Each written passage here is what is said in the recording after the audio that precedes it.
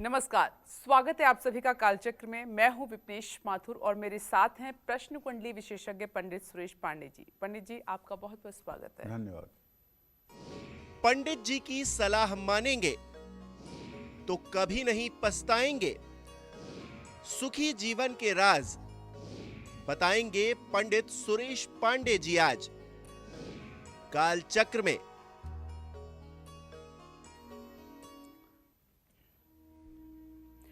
जी हाँ, अगर आपको भी लाइफ में अब तक असफलता, उदासी, नुकसान और परेशानियां उठानी पड़ी हैं तो घबराइए नहीं, क्योंकि आज पंडित जी आपको आपकी राशि अनुसार सलाह देने वाले हैं।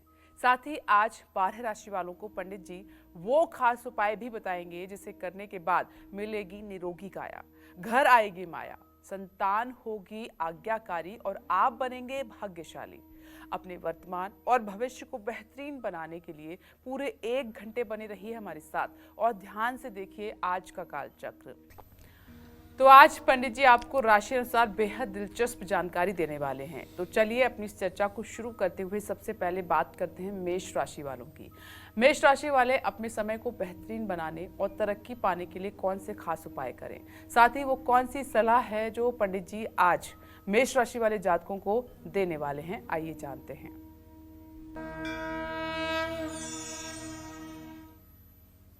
देखिए, सबसे पहले आप लोगों को ये बताना चाहूँगा कि चाहे आपकी जन्म राशि मेष हो, चाहे प्रचलित नाम के आधार पर आपकी मेष राशि हो, एक तो होता है जन्म राशि और एक होती है प्रचलित राशि। जैसे भगवान राम का जन्म कर्क राशि में हुआ, लेकिन उनका नाम राम था तो वो तुला राशि में थे। भगवान कृष्ण का जन्म वृषभ राशि में हुआ, रोहिणी नक्षत्र में हुआ, लेकिन उनका प्रचलित नाम कृष्ण था तो वो मिथुन राशि में पैदा हुए। उसी तरह से जहाँ तक मेरी जानकारी है, पूर्वांचल में जहाँ का मैं रहने वाला हूँ, राशि नाम पर किसी का नामकरण नहीं होता है। राशि नाम को हर समय छिपा के रखा जाता है और प्रचलित नाम दूसरा रखा जाता है। लेकिन दिल्ली और दिल्ली से पश्चिम तरफ अगर हम बढ़ें, पंजाब हरियाणा की तरफ, तो यहाँ जो नाम अक्षर निकलता है उसी पर लगभग लोग नामकरण करते हैं। वहाँ की मान्यता ये है कि असली नाम अगर प्रकाशित होगा तो इस पे जादू टोना अभिचार तंत्र मंत्र का प्रयोग हो जाएगा, इसलिए नहीं रखते हैं और यहाँ के लोग रखते हैं। तो कहने का मतलब यह है कि चाहे आपकी प्रचलित नाम के हिसाब से मेष राशि हो और चाहे आपकी जन्म के हिसाब से मेष राशि हो, मेष राशि होने का मतलब है चू चे चो ला ली लू ले लो अ। ये 9 अक्षर जो है ये मेष राशि के हैं। इन अक्षरों पर अगर आपका नाम शुरू होता है तो आप मेष राशि के जातक हैं, चाहे आपका प्रचलित नाम है और चाहे आपका राशि नाम है।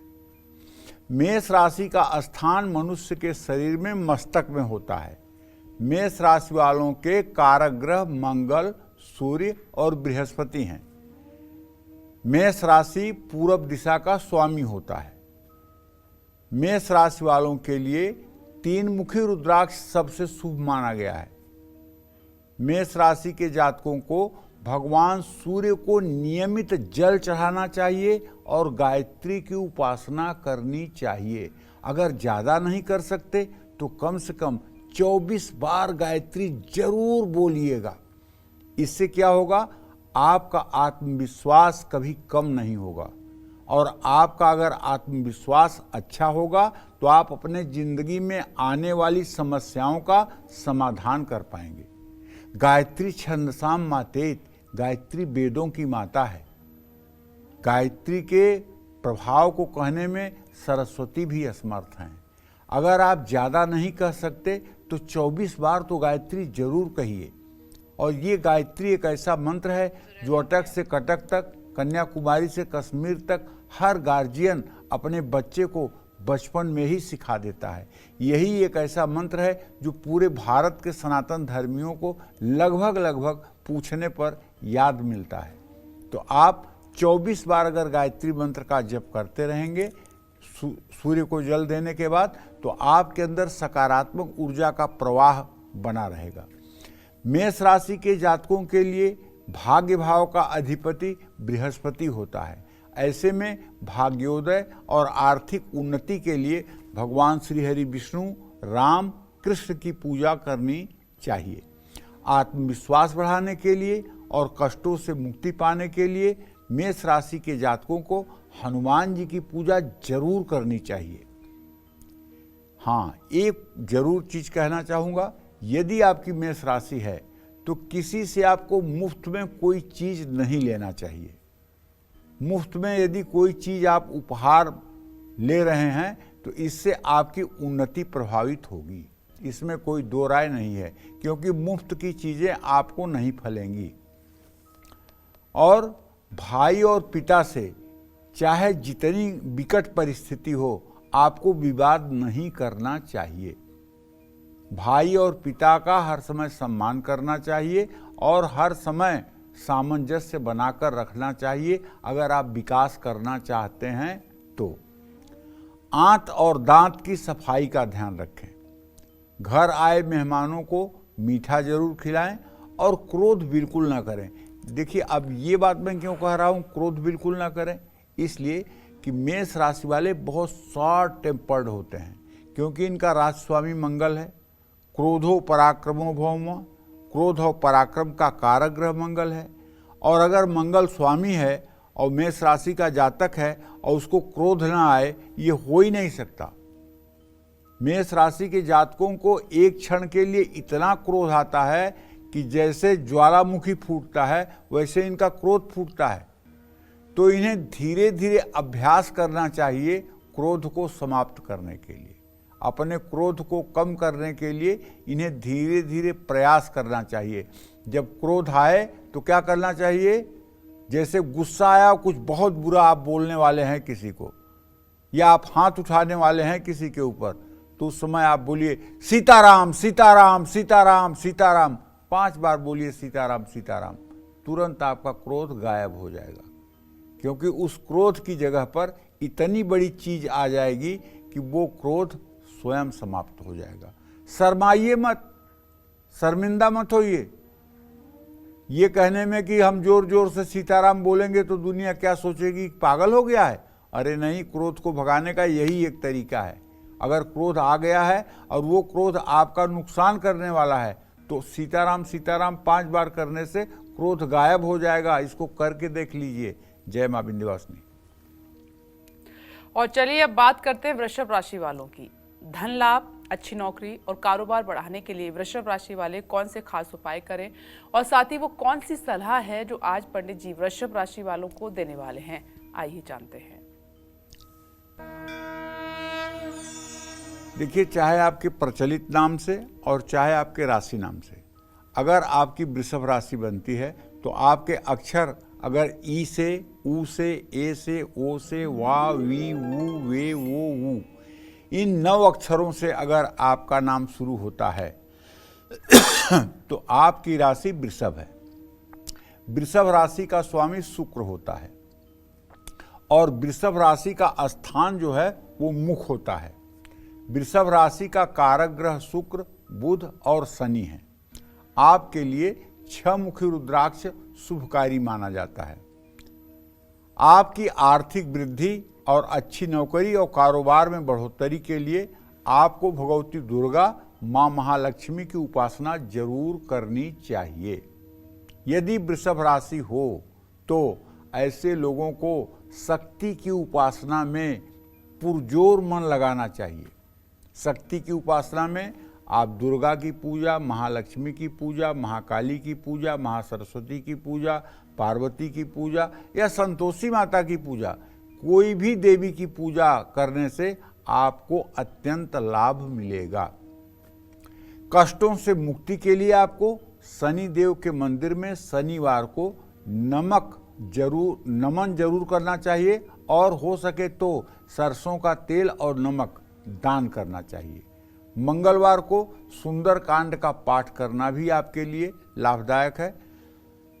शनिवार को या मंगलवार को सायंकाल अगर आप पंचमुखी हनुमान जी के प्रतिमा के सामने बैठकर तिल के तेल या घी का दिया जलाकर सुंदर कांड का पूरे भक्ति भाव से पाठ करना शुरू करें तो आपके जीवन में आने वाली परेशानियां सदा सर्वदा के लिए समाप्त हो जाएंगी। इंद्रियों को वश में करें और वादा न तोड़ें। किसी को अनावश्यक परेशान ना करें। हर रोज घर में संध्या पूजन जरूर करें। किसी की मदद करने से पीछे ना हटें। 7 प्रकार के अनाज का दान आपके लिए लाभकारी है। जय मां विंध्यवासिनी। और इसी क्रम में आगे बढ़ते हैं, बात कर लेते हैं मिथुन राशि की। मिथुन राशि वालों को धन, सेहत और भाग्य की स्थिति को मजबूत करने और नौकरी कारोबार में सफलता पाने के लिए कौन से खास उपाय करने होंगे, साथ ही आज पंडित जी मिथुन राशि वालों को भाग्योदय के लिए कौन सी सलाह देने वाले हैं, ये जानते हैं।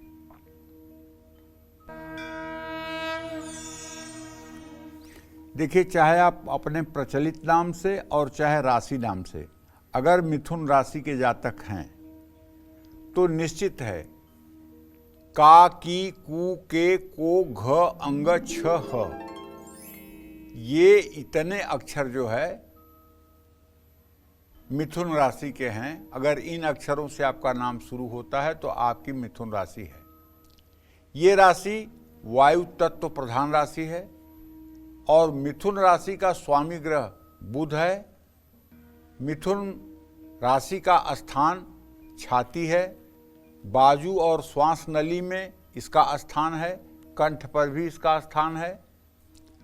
आपको हर समय 4 मुखी रुद्राक्ष शुभकारी है। धन, सेहत और भाग्य की स्थिति को मजबूत करने के लिए मिथुन राशि के जातकों को भगवान गणेश की उपासना जरूर करनी चाहिए। गणेशो साक्षात कृष्ण, गणेश साक्षात कृष्ण हैं, ये बात भी ध्यान में रखना चाहिए।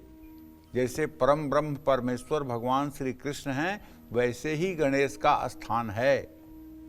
कारोबार हो या नौकरी हो, अगर हर समय आप चाहते हैं कि सफलता बनी रहे तो आपको भगवान श्री हरि विष्णु की उपासना करनी चाहिए।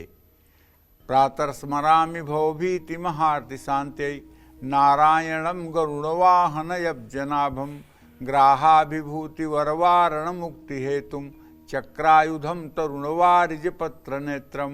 ओम नमो भगवते वासुदेवाय। दाहिने हाथ में चक्र, बाएं हाथ में शंख और फिर दाहिने नीचे के हाथ में गदा और बाएं नीचे हाथ में कमल का फूल लिए हुए भगवान श्री हरि विष्णु पीताम्बर धारण किए हुए आपके हृदय में हैं, ऐसा भाव करते हुए नित्य अपने दिनचर्या की शुरुआत करनी चाहिए। और रात्रि काल में सोने से पूर्व भी यही भाव करके शयन करना चाहिए। अगर ऐसा आप करेंगे तो आपके परिवार में सुख शांति बनी रहेगी, कष्टों का निवारण होगा और आप पवित्र आत्मा माने जाएंगे। शनि देव के मंदिर में दर्शन करने भर से लाभ मिलेगा। मसालेदार भोजन से आपको परहेज करना चाहिए। घर में कोई पंछी या मछली आपको नहीं पालना चाहिए। मुख्य द्वार पर मनी प्लांट का पौधा कभी भूल कर न लगाएं। अगर मनी प्लांट आप लगाए हैं तो उसे साउथ ईस्ट में रखें, साउथ ईस्ट के डायरेक्शन में मनी प्लांट रखें और वो ज़मीन पर फैलने न पाए, उसको ऊंचाई पर ही फैलने के लिए व्यवस्था बनाएं। चमड़े की वस्तुओं का आपको उपयोग नहीं करना चाहिए, चाहे वो आपकी वॉलेट हो, चाहे आपकी पर्स हो, चाहे आपका जूता हो। अगर चमड़े की वस्तुओं का प्रयोग आप कम करें तो शायद आपके लिए ज़्यादा अच्छा होगा। जय मां विंध्यवासिनी। दर्शक इस बीच हमारे साथ जुड़ गए हैं, फोन लाइन पर मौजूद हैं सुभाष जी दिल्ली से। स्वागत है आपका कालचक्र में। अपना प्रश्न पंडित जी से पूछिए। पंडित जी। हाँ, सदा सुखी रहिए। पंडित जी, मैं अपना राशि लगन जानना चाहता हूँ। मेरा नाम सुभाष है, मेरी उम्र 35 साल है। मैं अपनी राशि लगन जानना चाहता हूँ और मेरी माता जी घुटनों के दर्द से परेशान रहती है, कोई उपाय हो तो फिर। आपकी कुंभ राशि है, कुंभ राशि से आपको अपना सब कुछ विचार करना चाहिए। जहाँ तक माता जी के स्वास्थ्य का प्रश्न है तो इस विषय में आपको बता दूं कि आपके चतुर्थ भाव का स्वामी शुक्र है और उससे छठे भाव का स्वामी भी शुक्र है। माता जी को ये घुटनों का दर्द जो है ये उनके वजन के कारण है। थोड़ा सा उनको अपने वजन पर भी कंट्रोल करना चाहिए और हो सके तो पीपल के पेड़ के नीचे सरसों के तेल का दिया जलाकर पीपल की 7 परिक्रमा भी करनी चाहिए। इससे निश्चित रूप से उन्हें राहत मिलेगा, इससे निश्चित रूप से उन्हें आराम मिलेगा। जय मां विंध्यवासिनी। कर्क राशि की हम बात करेंगे, लेकिन एक और दर्शक इस बीच हमारे साथ मौजूद हैं। वर्षा जी, स्वागत है आपका कालचक्र में। अपना प्रश्न पंडित जी से पूछिए। प्रणाम पंडित जी। हाँ, सदा सुखी रहो बेटा। हाँ, मेरा नाम हर्षा है पंडित जी, हर्षा। जी जी। मेरे 2 प्रश्न है पंडित जी कि पहले तो मेरे बड़ा भाई है, उसका दुकान का उस पे केस चल रहा है, तो उसके पक्ष में होगा क्या? और मेरी 2 बेटियां हैं पंडित जी, एक 16 वर्ष की और दूसरी 21 वर्ष की। इन दोनों का भविष्य कैसा है? छोटी वाली अभी वो बोर्ड के एग्जाम दे रही है, आगे क्या करे? देखो हर्षा, ऐसा है कि जो तुम्हारे भाई के कोर्ट का केस चल रहा है उसके विषय में तो ये बताना चाहूँगा कि शनि अभी कुंभ राशि में है। बड़ा मुश्किल है कि फैसला उनके पक्ष में आएगा, और ये केस अभी मार्च 2025 तक चलती रहेगी। अगर ये सुंदरकांड का हर शनिवार को पाठ करना शुरू कर दें तो हो सकता है कि परिस्थिति कुछ बदल जाए, लेकिन अभी जवाब नकारात्मक है। दूसरी बात हर्षा, जो आपने अपने बेटियों के बारे में पूछा है, तो वो बता दूं, बड़ी बेटी के भविष्य से तो आप बिल्कुल निश्चिंत रहिए। वो सुखी, संपन्न और एकदम सही जीवन व्यतीत करेगी। और छोटी बेटी भी आपकी सुलक्षणा है, लेकिन इसको आपको मैनेजमेंट का कोर्स कराना चाहिए। अगर आप मैनेजमेंट के कोर्स इसको कराएंगी तो इसका भी भविष्य अच्छा होगा। जय मां विंध्यवासिनी। चलिए अब कर्क राशि की बात कर लेते हैं। कर्क राशि वाले लोग अपने भाग्योदय के लिए कौन से खास उपाय करें, साथ ही पंडित जी की बताई हुई वो कौन सी सलाह है जो कर्क राशि वालों को अपने जीवन में हमेशा काम आएगी, जानते हैं।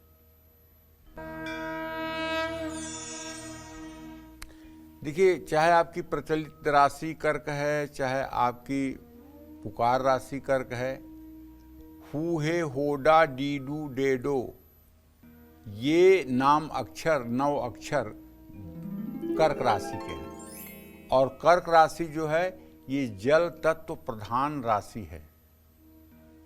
इसका स्वामी ग्रह चंद्रमा है।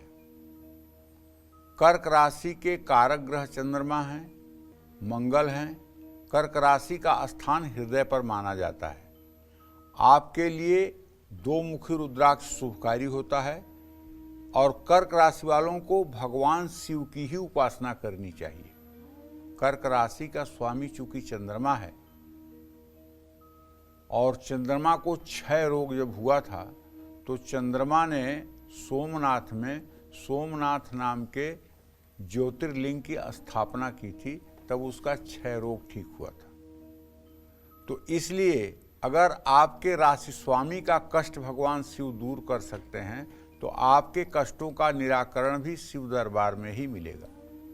इसलिए आपको यथासंभव भगवान शिव की उपासना करनी चाहिए।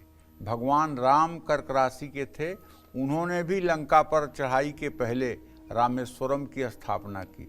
लिंग थापि विधिवत करि पूजा, शिव समान मोहि प्रिय नहीं दूजा। तो उन्होंने भी भगवान शिव की उपासना करके तब लंका पर चढ़ाई की थी। अगर आपकी कर्क राशि है तो आप मेरा आग्रह मान लीजिए कि आप और देवी देवताओं की पूजा करिए, मैं मना नहीं करूँगा, लेकिन आपके मुख्य आराध्य देव, आपके मुख्य इष्ट देव भगवान शिव होने चाहिए। और आपको रुद्राक्ष की माला पहनना भी चाहिए, और रुद्राक्ष की माला पर आपको ओम नमः शिवाय मंत्र का यथासंभव जप भी करना चाहिए। ये पंचाक्षर मंत्र आपके जीवन के समस्त कष्टों का निवारण करने वाला होगा। मंगल आपका योग कारक ग्रह है, ऐसे में आपको आर्थिक उन्नति के लिए हनुमान जी की भी उपासना करनी चाहिए। हनुमान जी के बारे में तो यहाँ तक कहा गया है कि ये रुद्रावतार हैं, ये तो पूरी दुनिया मानती है। और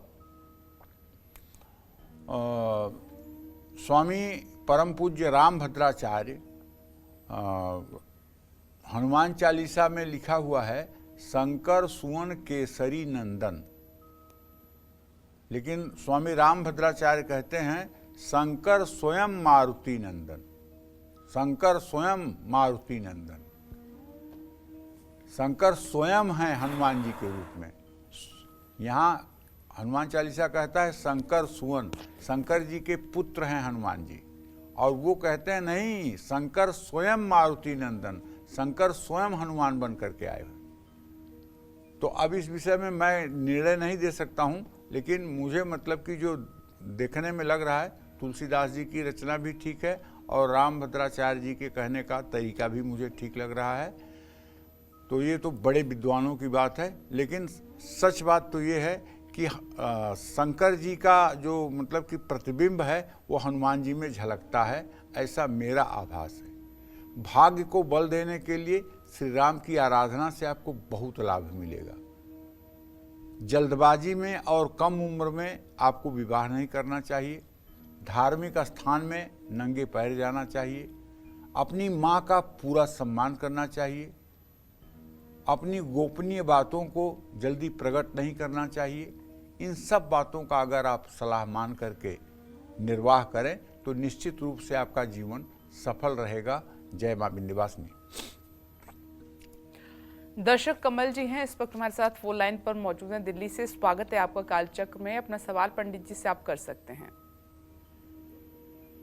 प्रणाम पंडित जी। हाँ, सदा सुखी रहिए कमल जी। पंडित जी, मेरी माता जी का नाम मीना मिश्रा है और दिल्ली में रहती हूँ। उनसे हमारे चाचा जी ने प्रॉपर्टी से रिलेटेड एक केस कर दिया है। आप अब जरा जोर से बोलिए, आपकी आवाज आ नहीं रही है। पंडित जी, मेरी माता जी का नाम मीना मिश्रा है, हम लोग दिल्ली में रहते हैं। जी हेलो। हाँ हाँ, सुन रहा हूँ जी। तो उन पर हमारे चाचा जी ने प्रॉपर्टी से रिलेटेड एक केस किया हुआ है, तो उसमें कब तक निवारण हो पाएगा पंडित जी? देखिए, आपके प्रश्न के हिसाब से जो मुझे दिखाई दे रहा है, मार्च 2025 के बाद उसका निराकरण होगा और आपके पक्ष में फैसला जाएगा। मार्च 2025 के पहले अभी उसका निराकरण नहीं होने वाला है। मार्च 2025 के बाद ही उसका निराकरण होने की संभावना है। और मार्च 2025 से लेकर के अक्टूबर नवंबर 2025 तक इसमें फैसला आने की संभावना है, और भी विलंब हो सकता है। जल्दबाजी में अभी इसका फैसला आता हुआ नहीं दिख रहा है। जय मां विंध्यवासिनी। अब निशा जी हमारे साथ मौजूद हैं कुशीनगर से। स्वागत है आपका कालचक्र में। अपना प्रश्न पंडित जी से पूछिए। प्रणाम पंडित जी। हाँ, सदा सुखी रहो बेटा। पंडित जी, आपके बताए हुए नियमों का हम बहुत अच्छे से पालन करते हैं, जिससे हमारा परिवार बहुत ही सुखमय है और बहुत अच्छे से हम लोग जीवन यापन कर रहे हैं। लेकिन मेरा सवाल है कि मेरी उम्र 29 साल हो गई है, तो मेरी शादी मतलब कैसे घर में होगी, कैसा मेरा जीवन रहेगा? और दूसरा सवाल है कि मैंने बीएड कर रखा है और मैं टीचिंग की तैयारी कर रही हूँ, तो मेरा सरकारी जॉब हो पाएगा कि नहीं? अब ऐसा है बेटा निशा, जहाँ तक मैं समझता हूँ कि तुम्हारे विवाह का योग तो अब बन चुका है। मंगल और शुक्र दोनों ग्रह एक साथ हैं। ज़्यादा से ज़्यादा मई और जून के महीने तक रिश्ता तय हो जाएगा। नवंबर दिसंबर से लेकर फरवरी 2025 तक तुम्हारा पाणी ग्रहण संस्कार अर्थात विवाह कार्य संपन्न हो जाएगा। जहाँ तक तुम्हारे नौकरी का प्रश्न है तो चंद्रमा से दशम भाव में बुध और सूर्य की स्थिति बनी हुई है। अब इस चुनाव के बाद जब भी मतलब कि टीचर की वैकेंसी आएगी उसमें आप सेलेक्ट होगी, इसमें कोई दो राय नहीं है। हाँ, इसमें सेलेक्ट होने के लिए एक काम आप कर लीजिए। आप हर बुधवार के दिन थोड़ी सी अंकुरित मूंग या भीगी हुई मूंग किसी गाय को खिला दीजिए। 17 बुधवार ये उपाय कर दीजिए, आपकी नौकरी पक्की हो जाएगी, इसमें कोई दो राय नहीं है।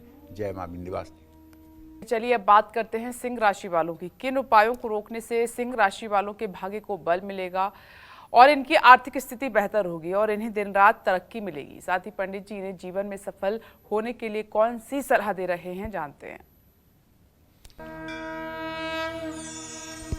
देखिए, सिंह राशि के जातकों को बताना चाहूँगा कि यदि आपकी प्रचलित नाम सिंह राशि में है या फिर आपका राशि नाम सिंह राशि में है तो आपका अक्षर बनेगा मा, मी, मू, मे, मो, टा, टी, टू, टे। ठीक है। तो सिंह राशि के जातकों का स्वामी ग्रह सूर्य है। सिंह राशि का स्थान जो है ये पेट होता है। सिंह राशि के कारक ग्रह सूर्य और मंगल हैं। आपके लिए एक मुखी रुद्राक्ष शुभ है, जो मिलना बहुत असंभव है, नहीं मिल सकता है। तो आप 9 मुखी रुद्राक्ष धारण करिएगा, क्योंकि इस कलिकाल मलाल में एक मुखी रुद्राक्ष और एक मुखी मनुष्य, ये दोनों मिलना बड़ा मुश्किल है।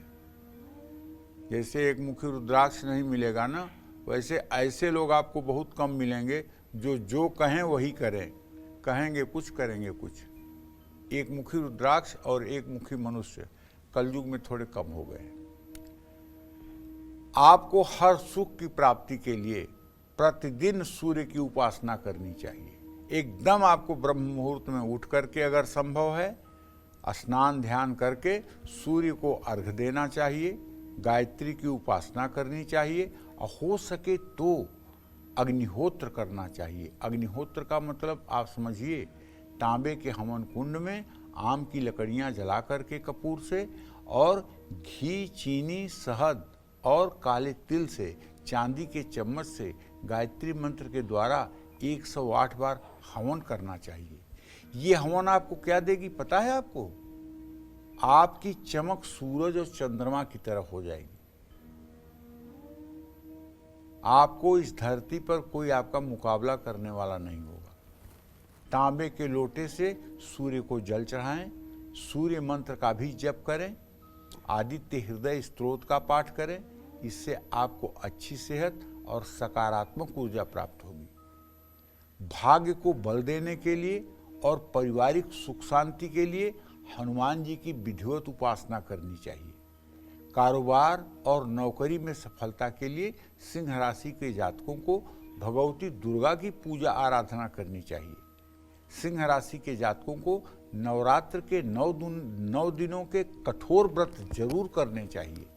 सिंह राशि के जातक जब नवरात्र के 9 दिनों के कठोर व्रत करते हैं, मैं कठोर शब्द का प्रयोग इसलिए कर रहा हूँ कि व्रत करते हुए अगर आप पता लगा कि कुट्टू के आटे की कचौड़ियाँ और बढ़िया सब्जी बनवा करके और सेंधा नमक डाल करके दोनों वक्त खा रहे हैं, तो ये क्या व्रत हुआ? व्रत का मतलब ये हुआ कि सिर्फ जिससे शरीर का निर्वाह हो जाए इतना ही फलाहार ग्रहण करें, इतना फलाहार ग्रहण न करें जिससे पेट भर जाए। फलाहार अत्यंत कम मात्रा में करें जिससे शरीर का सिर्फ निर्वाह हो जाए और इंद्रियां शिथिल हो जाए। और हर समय आपको मांसाहार और नशीली चीज़ों से बचना चाहिए। किसी से मुफ्त में कोई चीज़ आपको नहीं लेनी चाहिए। और कहीं भी अगर आप यात्रा पर जा रहे हैं तो यात्रा शुरू करने से पहले कोई मीठी चीज़ अपने मुंह में रख करके तभी आपको यात्रा के लिए प्रस्थान करना चाहिए। जय मां विंध्यवासिनी। चलिए अब बात कर लेते हैं कन्या राशि की। कन्या राशि वाले लोग अपने भाग्योदय के लिए कौन से खास उपाय करें, साथ ही पंडित जी की बताई हुई वो कौन सी सलाह है जो कन्या राशि वाले जातकों को अपने जीवन में हमेशा काम आने वाली है, सुनिए। देखिए, यदि आपका प्रचलित नाम या आपकी राशि नाम कन्या राशि के अंतर्गत आती है तो इसमें जो अक्षर हैं वो है ओ, प, पी, पू, श, ड़, ठ, पे, पो। ये पृथ्वी तत्व प्रधान राशि है। इसका स्वामी ग्रह बुध है। कन्या राशि का स्थान कमर में होता है। कन्या राशि का कारक ग्रह बुध और शुक्र है। आपके लिए 4 मुखी रुद्राक्ष शुभ है। आप 5 मुखी रुद्राक्ष भी धारण कर सकते हैं। कारोबार, धन और भाग्य में वृद्धि के लिए कन्या राशि के जातकों को माँ दुर्गा की उपासना करने से लाभ मिलता है। अच्छी सेहत और सफलता प्राप्ति के लिए आप भगवान गणेश की उपासना करें। जो लोग गणेश और लक्ष्मी की साधना एक साथ करते हैं, कन्या राशि के जातक, उनके जीवन में कभी किसी चीज़ का अभाव नहीं होता है। अगर आपके परिवार में सुख शांति नहीं है परिवार में कलह की स्थिति है तो निश्चित रूप से आपको राम दरबार का चित्र अपने घर में लगा लेना चाहिए और भगवान श्री राम की पूजा अर्चना करनी चाहिए। राम रक्षा स्तोत्र का पाठ अगर सुबह शाम आपने करना शुरू कर दिया तो आपके घर से कलह सदा सर्वदा के लिए समाप्त हो जाएगी। बहन, बुआ, मौसी से रिश्ते मधुर रखें, वादा करें तो उसे निभाएं जरूर। नौकरी और कारोबार में बिना सलाह लिए कोई जोखिम आपको नहीं लेना चाहिए। जय मां विंध्यवासिनी। और आगे बढ़े उससे पहले दर्शक मुंबई से हमारे साथ जुड़ गई हैं। स्वागत है आपका कालचक्र में। पहले अपना नाम बताएं और उसके बाद सवाल करें। पंडित जी नमस्ते। नमस्ते। मैं लालमती निषाद बोल रहे हैं। कौन बोल रहे हैं? लालमती निषाद। लालमती। हाँ। हाँ बताइए। मुझे अपने बेटे के बारे में पूछना है। वो 12वीं पास हो गया है उसका, और आगे वो क्या करे? प्रथम निषाद है जी। हाँ। चलो मैं आपको बता देता हूं कि आपके बेटे के बारे में लालमती आपने प्रश्न किया है। आपके पुत्र भाव का स्वामी सूर्य है और पुत्र भाव से दसम भाव का स्वामी शुक्र है और चंद्रमा से दसम भाव में सूर्य बुध की स्थिति है। आप अपने बेटे को कानून की पढ़ाई कराइए, लॉ की पढ़ाई करवाइए। कानून की पढ़ाई करेगा, वकील बनेगा तो जज भी बन जाएगा, वकील बनेगा तो लीगल अधिकारी भी बन जाएगा, वकील बनेगा तो अपने पैरों पर भी खड़ा हो जाएगा। इसको कानून से जुड़ी पढ़ाई पढ़ाने की कोशिश करिए। जय मां विंध्यवासिनी। चलिए अब बारी आ गई है तुला राशि वालों की धन, सेहत और भाग्य की स्थिति को मजबूत करने और नौकरी कारोबार में सफलता पाने के लिए तुला राशि वाले कौन से खास उपाय करें। साथ ही आज पंडित जी तुला राशि वालों को भाग्योदय के लिए कौन सी सलाह देंगे, सुनिए। यदि आपकी प्रचलित राशि तुला है या जन्म राशि तुला है तो आपका अक्षर शुरू होता है रा, री, रू, रे, रो, ता, ती, तू, ते। ये वायु तत्व प्रधान तुला राशि है। इसका स्वामी ग्रह शुक्र है। तुला राशि का स्थान जो है ये मूत्राशय में होता है। तुला राशि का कारक ग्रह शुक्र, शनि और बुध है। आपके लिए 6 मुखी रुद्राक्ष सबसे शुभकारी होता है। तुला राशि के जातकों को माँ दुर्गा और माँ लक्ष्मी की बड़ी विधिवत उपासना करनी चाहिए। जो भी तुला राशि के जातक होते हैं वो अगर शक्ति की उपासना करें तो उन्हें बहुत जल्दी सिद्धि मिलती है, क्योंकि आपका राशि स्वामी शुक्र है और शुक्र की अधिष्ठात्री देवी भगवती दुर्गा है। तो जब तुला राशि का जातक स्नान ध्यान करके पवित्र होकर के आचमनी करके भगवती दुर्गा का आवाहन करता है तो उसके रोम रोम में रोमांच हो जाता है। और ऐसा साधक जब श्री सूक्त, कनक धारा स्तोत्र, दुर्गा सप्तशती का पाठ करता है तो उसके रोम रोम पुलकित हो जाते हैं। ऐसा साधक जब कभी ग्रहयोग बस संयोग अच्छा बनता है, भाग्योदय होता है, तो देवी भागवत का अगर पारायण कर ले तो अपने 21 पीढ़ियों को तार देता है। केवल देवी भागवत का एक बार पारायण, संपूर्ण पारायण नवरात्र में कर लेने से वो अपने 21 पीढ़ियों को तार देता है और 7 आगे आने वाली पीढ़ियों की दरिद्रता नष्ट हो जाती है। अगर आपकी तुला राशि है और आप ज़्यादा पूजा पाठ नहीं कर सकते हैं और आप परेशानी से जूझ रहे हैं, भाग्य आपका साथ नहीं दे रहा है, खराब ग्रह दशाएं आपके ऊपर हावी हैं, तो मैं आपको एक छोटा सा अपना अनुभव बताना चाहूँगा। आप श्रीमद् देवी भागवत महापुराण में 12 स्कंध 12वें स्कंद का पहले अध्याय से 6वें अध्याय तक का रोज पाठ करना सुबह शाम शुरू करिए। ये गायत्री की उपासना है खडंग सहित। ये पाठ आप रोज करना शुरू करिए। आपके घर में तंत्र मंत्र, जादू टोना टोटका, पितर दोष, वास्तु दोष, किसी प्रकार की शत्रु बाधा है तो इस सब का समाधान आपको 100 दिनों में मिल जाएगा। और आपका आत्मविश्वास आकाश की बुलंदियों पर चढ़कर बोलेगा। बस आप संयमित रहें, आप पूर्ण रूपेण अनुशासन में रहें, आपका खान पान चरित्र सुंदर हो, किसी प्रकार से उसमें किंतु परंतु की संभावना न हो। आप एक योगी की भांति अपना जीवन जीते हुए अगर ये उपासना शुरू कर दें तो आप अपने दुर्भाग्य को सौभाग्य में बदल सकते हैं। मैं फिर एक बार कह रहा हूँ, मनुष्य कोई कबूतर नहीं है कि भगवान ने जो लिख दिया है वही होना है, ऐसा कुछ नहीं है। हम कर्म करने के लिए बुद्धि और विवेक हमको मिला है। भगवान ने 83,99,999 योनियों के बाद मुझे मनुष्य योनि में भेजा है और इस योनि में आने के बाद हम शुभ कर्म करके अपने भाग्य को बदल सकते हैं, हम अपने प्रारब्ध को भी बदल सकते हैं शुभ कर्मों के द्वारा। वो शुभ कर्म क्या होते हैं? ईश्वर की शरणागति, ईश्वर को अपने आप को समर्पित करना और सब कुछ ईश्वर देख रहा है ऐसा मान करके जीवन जीना। लोग सोचते क्या हैं कि जहाँ कोई नहीं है वहाँ अपराध कर लीजिए, जहाँ कोई देख रहा है वहाँ साधु बन जाइए। तो भगवान तो वहाँ भी देखता है जहाँ कोई नहीं देखता है।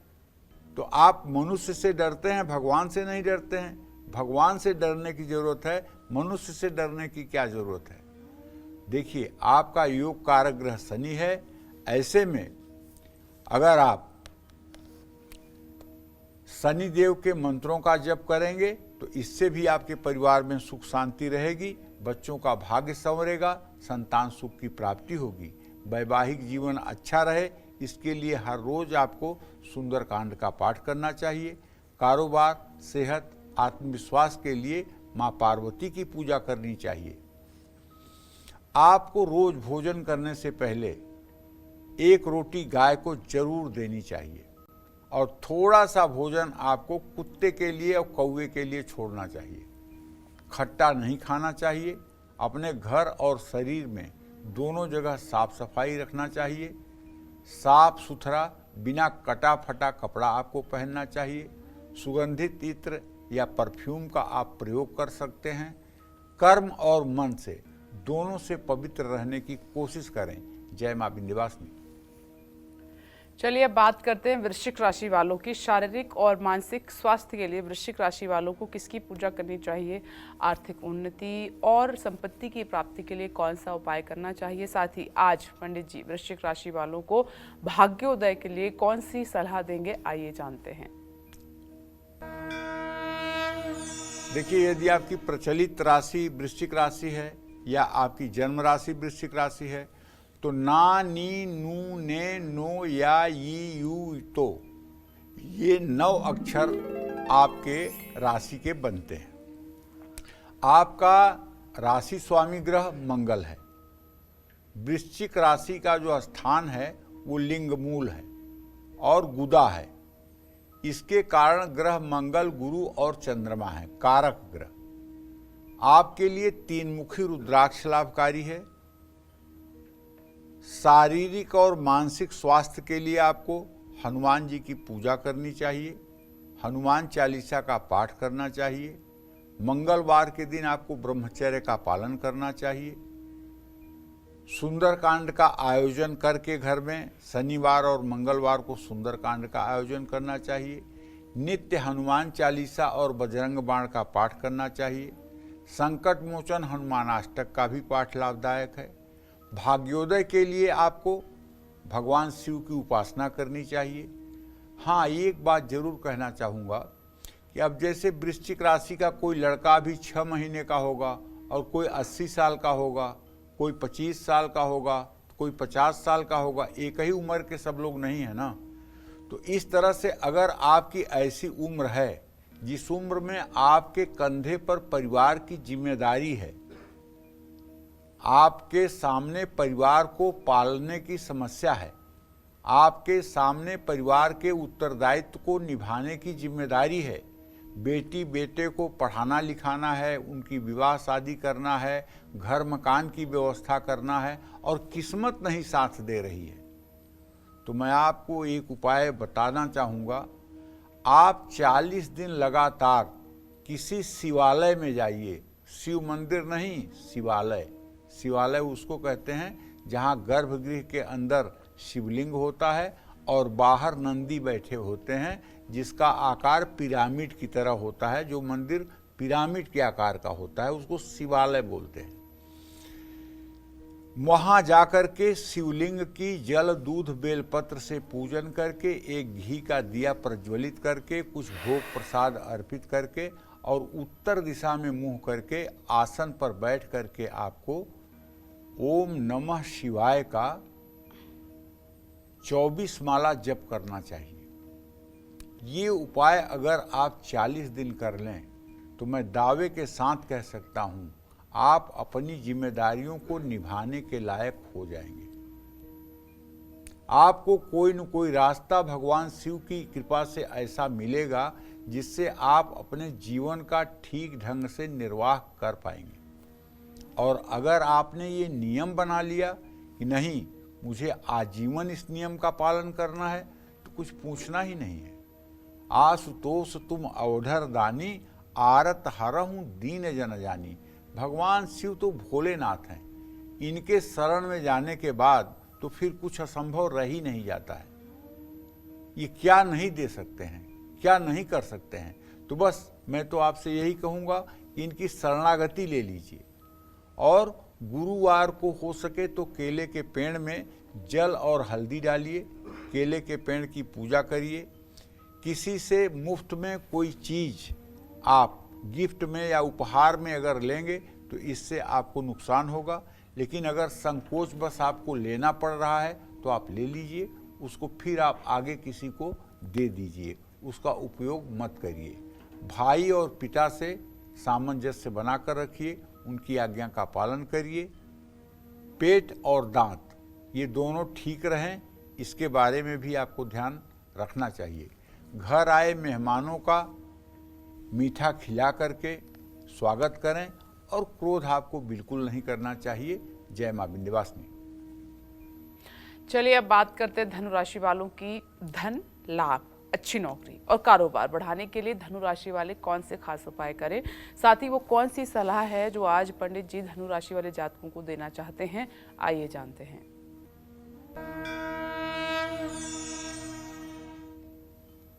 देखिए, वैसे जन्म राशि जो है ये सिर्फ विवाह में चिंतन की जाती है। जन्म राशि का जो सबसे ज़्यादा अभिप्राय होता है वो विवाह के समय होता है। बाकी यात्रा में, युद्ध में, व्यापार में, मुकदमे में, व्यवसाय में, साझेदारी में, हर जगह प्रचलित राशि ही जो है काम करती है। ये बात एकदम जन्म राशि न चिंतित। यात्रा में, व्यापार में, शत्रुता में, युद्ध में और किसी प्रकार के सांसारिक कर्म में जन्म राशि न चिंतित। जन्म राशि का चिंतन नहीं किया जाता है, नाम राशि का चिंतन किया जाता है। जैसे आपका नाम जो है उसी अक्षर पर जो राशि बनती है उसी के अनुसार सुख दुख आपको मिलने वाला है। तो जिन लोगों का नाम ए, यो, भ, भी, भू, ध, फ, ढ, भा इन अक्षरों से शुरू होता है, ये वायु तत्व प्रधान राशि है। धनु राशि का स्वामी ग्रह बृहस्पति है। धनु राशि का स्थान शरीर में जांघ में होता है, दोनों जांघों में होता है। धनु राशि का कारक ग्रह जो है चंद्रमा और गुरु हैं। आपके लिए 5 मुखी रुद्राक्ष धारण करना अत्यंत शुभकारी है। अच्छी सेहत, आत्मविश्वास, पारिवारिक सुख और शांति और संपत्ति के लिए आपको भगवान श्री हरि विष्णु, भगवान श्री कृष्ण की पूजा उपासना करनी चाहिए। जो संपदा रावण ही दीन दिए 10 माथ, सोई संपदा विभीषण ही सकुच दीन रघुनाथ। भगवान श्री राम ने लंका का राजा जब विभीषण को बनाया तो संकोच करते हुए बनाया कि इतना कम क्या दे रहा हूं।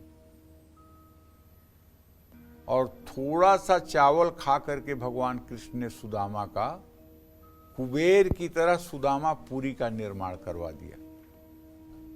इनसे बड़ा दाता कौन होगा? अगर आप इनकी उपासना करेंगे तो दुख और दरिद्रता आपके जीवन में कैसे आ सकती है? अब रही बात ये कि हम मनुष्य अगर एक नारियल भी भगवान को चढ़ाते हैं तो एक डिमांड जरूर रख देते हैं कि मेरे बेटे का परसेंट अच्छा कर दीजिएगा। अगर एक माला चढ़ाए और बर्फी का भोग लगाए तो कह देंगे कि मेरे पति का ट्रांसफ़र जरूर कर दीजिएगा, करवा दीजिएगा अच्छी जगह पे। अगर जा कर के आरती कर दिए तो भगवान प्रमोशन इस साल जरूर हो जाए। अरे कुछ एक बार तो ऐसी पूजा कर दो जिसमें कुछ न मांगो भगवान से। हर समय क्या हर समय झोली फैलाए खड़े रहते हो? पूजा करके ये कह दो कि प्रभु इसका कोई फल नहीं चाहिए, इसका कोई फल नहीं चाहिए, मैं तो आपके अधीन हूँ, मैं तो आपके श्री चरणों की रज हूँ, कोई फल नहीं चाहिए। दुख सुख जो मेरे किस्मत में होगा उसे मैं भुगत लूँगा, बस आप मुझे शक्ति और सामर्थ्य दीजिए। अगर निष्काम भाव से पूजा होने लगे और निष्काम भाव से व्यक्ति पूजन अर्चन करने लगे तो शायद जीवन बदलने में समय नहीं लगता। लेकिन यहाँ तो स्थिति ये है समाज में कि बच्चे अपने माँ बाप को कहते हैं, अरे तुम लोगों ने तो जीवन भर पूजा पाठ किया है, क्या हो गया तुम्हारी जिंदगी में, क्या दे दिया भगवान ने तुम्हें? अब मतलब भगवान न हुए जैसे कोई दुकान हो गई। अरे भगवान हमें साहस देता है, भगवान हमें बल देता है, भगवान हमें दुख सुख में लड़ने की क्षमता देता है, भगवान हमें धैर्य देता है। आपका जो प्रारब्ध बन चुका है पूर्व जन्म से उसको थोड़ी भगवान रोक देंगे। और भगवान मंगल भवन है, ये कभी किसी का बुरा नहीं कर सकते। जिस तरह से सूर्य चाह करके भी कभी अंधकार नहीं कर सकता है, उस तरह से भगवान चाह करके भी कभी किसी का अनिष्ट नहीं करते हैं। इस बात को ध्यान में रखना चाहिए। तो अपने भाग्य को बल मिले इसके लिए सूर्य की नियमित उपासना करनी चाहिए, गायत्री मंत्र का जप करना चाहिए, व्यवसाय की वृद्धि हो, वैवाहिक जीवन सुखी हो तो बुधवार को भगवान गणेश की उपासना करनी चाहिए। साल में एक बार गणेश जी का सहस्रार्चन करना चाहिए और कोशिश करें कि झूठ न बोलें। और अगर झूठ नहीं बोलते हैं तो अपने ऊपर घमंड ये ना करें कि मैं राजा हरिश्चंद्र सत्यवादी हूँ। अरे अगर आप सत्यवादी हैं तो अगर विनम्र रहेंगे तो क्या बुरा हो जाएगा? अहंकार जो है नाश का कारण है, इसलिए अहम नहीं आना चाहिए। अपने आचरण को हमेशा शुद्ध रखिए, पीपल के पेड़ में जल चढ़ाते रहिए, हल्दी की गांठ अपने घर में रखिए, गुरु जरूर बनाइए और पीपल के पेड़ में जल चढ़ाइए। जय मां विंध्यवासिनी। चलिए अब बात करते हैं मकर राशि वालों की। मकर राशि वाले अपने भाग्य को बेहतरीन बनाने और तरक्की पाने के लिए कौन से खास उपाय करें, साथ ही वो कौन सी सलाह है जो पंडित जी आज मकर राशि वालों को देने वाले हैं, आइए जानते हैं। देखिए, आपकी अगर प्रचलित राशि मकर राशि है या राशि नाम आपका मकर राशि में है तो आपका अक्षर होगा भो, जा, जी, खी, खू, खे, खो, ग, गी। पृथ्वी तत्व प्रधान ये आपकी मकर राशि है। आपका स्वामी ग्रह स्वयं शनिदेव है। मकर राशि का स्थान शरीर में दोनों घुटनों में माना जाता है। मकर राशि का कारक ग्रह बुध, शुक्र और शनि है। आपके लिए सातमुखी रुद्राक्ष लाभदायक है। सेहत, आत्मविश्वास, धन और भावनात्मक संतुलन के लिए शनि देव के मंत्रों का जप करना चाहिए। नीलांजन समाभासम रविपुत्रम यमाग्रजम छायामार्तंड संभूतम तम नमामि शनैश्चरम। अगर इस मंत्र का 108 बार नित्य आप जप कर लें तो शनि देव की कृपा हर समय आपके जीवन पर बरसती रहेगी। शनिवार को शनि देव की प्रतिमा के सामने अगर जा रहे हैं तो उनके चरणों का दर्शन कीजिए, उनके मुख की तरफ देखने की दुस्साहस मत करिए। भैरव की भी आप उपासना कर सकते हैं। मंगल आपका योग कारक ग्रह है। तरक्की और कष्टों से मुक्ति, पारिवारिक सुख शांति के लिए हनुमान जी की उपासना जरूर करनी चाहिए। कारोबार में वृद्धि और स्थायित्व के लिए माँ दुर्गा की पूजा करें। शनि की वस्तुओं का दान कर सकते हैं। चींटी और कौवे को हर रोज कुछ दें। नेत्रहीन और शारीरिक रूप से अक्षम लोगों को और सफाई कर्मचारियों को, ज़रूरतमंद लोगों को कुछ दान करें और उन्हें कभी अपमानित ना करें। अपने कर्म सुधारें और पापों के लिए ईश्वर से क्षमा मांगें। जय मां विंध्यवासिनी। चलिए अब बात करते हैं कुंभ राशि वालों की। भाग्योदय के लिए कुंभ राशि वाले कौन से खास उपाय करें, साथ ही वो कौन सी सलाह है जो आज पंडित जी कुंभ राशि वालों को देने वाले हैं, जानते हैं। सबसे ज़्यादा पूरे विश्व में इसी राशि के लोग होते हैं, इनकी आबादी सबसे ज़्यादा होती है। अगर आपको विश्वास न हो तो अपने टेलीफोन की जो कांटेक्ट लिस्ट है उसको खोल के देख लीजिए। इन अक्षरों पर सबसे ज़्यादा नाम आपको मिलेंगे। तो अगर आपकी कुंभ राशि प्रचलित है या कुंभ राशि आपकी जन्म राशि है तो गु, गे, गो, सा, सी, सु, से, सो, द, ये वायु तत्व प्रधान कुंभ राशि है। शनिदेव इसके स्वामी हैं। और कुंभ राशि का शरीर में स्थान जो है वो पैरों की पिंडलियां हैं। कुंभ राशि का कारक ग्रह शनि, शुक्र और बृहस्पति हैं। आपके लिए सातमुखी रुद्राक्ष वरदान है। शनि देव की उपासना करने से कुंभ राशि का आत्मविश्वास बढ़ेगा, अच्छी सेहत मिलेगी, मानसिक शांति प्राप्त होगी। आपको भगवती दुर्गा की भी आराधना करनी चाहिए। अगर आप शक्ति की उपासना करेंगे तो आपके अंदर विशेष निखार आएगा। भाग्योदय के लिए और पारिवारिक शांति के लिए माँ दुर्गा की पूजा मैं बता रहा हूँ, आपके लिए बहुत ही उत्तम है। और अगर आप माँ दुर्गा की नित्य प्रातः सायं मानस पूजा करना शुरू कर दें और मानस पूजा में यदि आप प्रवीण हो जाएं तो मैं दावे के साथ कह सकता हूँ आपकी कुंडली चाहे जितनी भी खराब हो लेकिन आपके जीवन में कहीं कोई खराबी नहीं दिखाई देगी। कारोबार में वृद्धि और स्थायित्व के लिए हनुमान जी की पूजा करनी चाहिए, भैरव जी की उपासना करना चाहिए, अपने दांत को साफ सफा रखना चाहिए। शनि की शांति के लिए महामृत्युंजय मंत्र का जप करना चाहिए। नेत्रहीन और शारीरिक रूप से अक्षम या सफाई कर्मचारी या ज़रूरतमंद लोगों का आपको बिल्कुल अपमान नहीं करना चाहिए। अपने कर्म सुधारना चाहिए और अपने गलतियों के लिए ईश्वर से क्षमा मांगना चाहिए। जय मां विंध्यवासिनी। चलिए अब बात करते हैं आज के लकी ईमेल कुंडी विजेता की। आज के हमारे ईमेल कुंडी विजेता हैं दिल्ली के रहने वाले विकास कुमार, और इन्होंने ईमेल के जरिए अपने भविष्य के बारे में जानना चाहा है। इनकी डिटेल्स पंडित जी मैंने आपको पहले ही नोट करा दी है। इनके सवाल मैं आपको बता देती हूँ। इनका सवाल है कि आर्थिक दृष्टि से इनका भविष्य कैसा रहेगा।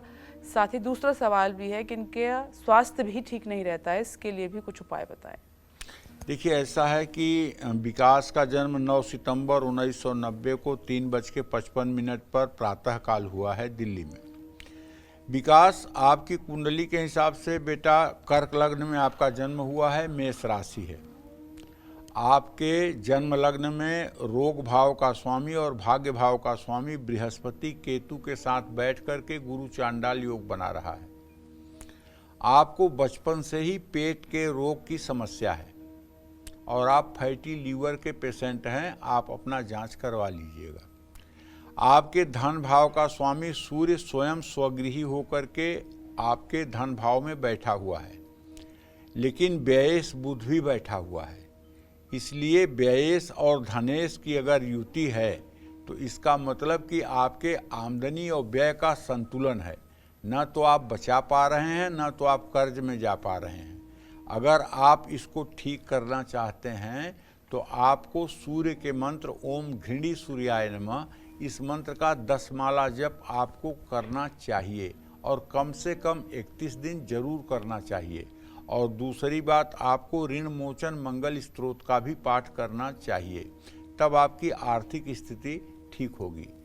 आपके स्वास्थ्य के लिए ज़्यादा बेहतर होगा कि किसी आयुर्वेदिक चिकित्सक से अपना परामर्श लेकर के अपने पेट संबंधी वायु विकार संबंधी, नसों से संबंधी और सरदर्द से संबंधित समस्याओं का समाधान आप पा सकते हैं। अभी आपकी चंद्रमा में केतु की अंतर्दशा चल रही है जो 13 अगस्त 2024 तक चलेगी। ये बहुत मानसिक उलझन देती है ये दशा। चंद्र केतु का ये ग्रहण दोष बहुत मानसिक अशांति देता है, बहुत मानसिक अशांति देता है। हर समय मन में कोई न कोई भय बना रहता है। इससे मुक्ति पाने के लिए आपको दुर्गा जी का मंत्र ओम ह्रीम दुन दुर्गाय नमः, इस मंत्र का 10 माला जप 100 दिन तक करना चाहिए। इससे आप निरोग होकर के और सुखी जीवन जिएंगे। जय मां विंध्यवासिनी। पूनम जी समस्तीपुर से हमारे साथ मौजूद हैं फोन लाइन पर। स्वागत है आपका कालचक्र में। अपना प्रश्न पंडित जी से पूछिए। नाम पंडित जी, हाँ, मैं सुखी अपने रहिए। पति के बारे में पूछ रही हूँ। किसके बारे में? पति के बारे में पूछ रही हूँ पंडित जी। जी उनका उम्र है 54 साल। जी पंडित जी, उनका आँख का ऑपरेशन करवाना है। अब 2 महीने से वो दौड़ रहे हैं लेकिन उनका आँख का ऑपरेशन नहीं होता है। जब वो जाते हैं तो उनको शुगर बीपी बढ़ जाता है, जब वो घर आते हैं तो ठीक हो जाता है। क्या मार्च में कब तक उनको आँख का ऑपरेशन करवा सकते हैं पंडित जी? उनका ग्रह गोचर बता दीजिए और कैसे। 14 अप्रैल के बाद उनके आँख का ऑपरेशन करवाना। अभी 14 अप्रैल के पहले आँख का ऑपरेशन मत करवाना। इनको ऑपरेशन की फोबिया है। ऑपरेशन का भय इनको इतना सताता है कि इनकी हार्ट बीट बढ़ जाती है, इनका ब्लड प्रेशर बढ़ जाता है और सारी चीज़ें अब नॉर्मल हो जाती हैं। इन्हें ऑपरेशन कराने के लिए 14 अप्रैल के बाद का समय सोचना चाहिए और 14 अप्रैल के बाद का समय अगर सोचेंगे तो निश्चित रूप से एक सफल ऑपरेशन होगा और स्वस्थ हो जाएंगे। और ये इनके मन का डर इसलिए है कि इस समय सूर्य राहु के साथ चल रहा है, इसलिए ये ग्रहण की स्थिति बनी हुई है।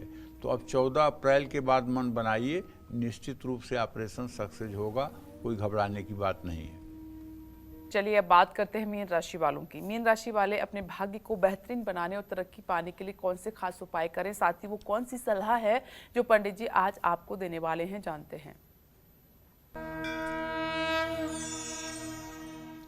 देखिए, यदि आपकी प्रचलित राशि, प्रचलित नाम की राशि मीन राशि है या आपकी जन्म राशि मीन राशि है तो आपका अक्षर शुरू होगा दी, दू, थ, झ, य, दे, दो, चा, ची। इन 9 अक्षरों से आपका नाम शुरू होगा। मीन राशि जल तत्व प्रधान राशि है। इसके स्वामी ग्रह बृहस्पति हैं और इसके कारक ग्रह गुरु, मंगल और सूर्य हैं। अच्छी सेहत, आत्मविश्वास, कारोबार में वृद्धि के लिए आपको नियमित प्रभु श्री राम की आराधना करनी चाहिए, कृष्ण की आराधना करनी चाहिए। आपके भाग्येश मंगल हैं, ऐसे में आर्थिक और भाग्य वृद्धि के लिए आपको हनुमान जी की भी पूजा करनी चाहिए। श्री राम स्तुति करना आपके लिए अत्यंत शुभकारी है। आपको एक सलाह मैं देना चाहूँगा, कोशिश करिए कि जीवन में झूठ बोलने की नौबत ना आए। इससे क्या होगा कि झूठ बोलने से आप खुद फंस जाएंगे। अपने ज्ञान का घमंड बिल्कुल मत करें। पिता, दादा या गुरु का भूल करके भी अपमान न करें। धर्म स्थान, धर्म ग्रंथ या देवी देवताओं के प्रति सम्मान प्रदर्शित करें। नास्तिक और नास्तिक विचार के लोगों से अपने को दूर रखें और हर समय अपने आचरण को शुद्ध रखें। जय मां विंध्यवासिनी। पंडित जी, दर्शकों को महत्वपूर्ण जानकारी देने के लिए धन्यवाद। धन्यवाद। उम्मीद करते हैं कि आज का विषय आपको पसंद आया होगा। कल फिर नए विषय के साथ और आपकी परेशानियों को दूर करने के लिए ढेरों उपाय लेकर आएंगे हम पंडित सुरेश पांडे जी के साथ। तब तक के लिए कालचक्र की टीम को दीजिए इजाजत। नमस्कार।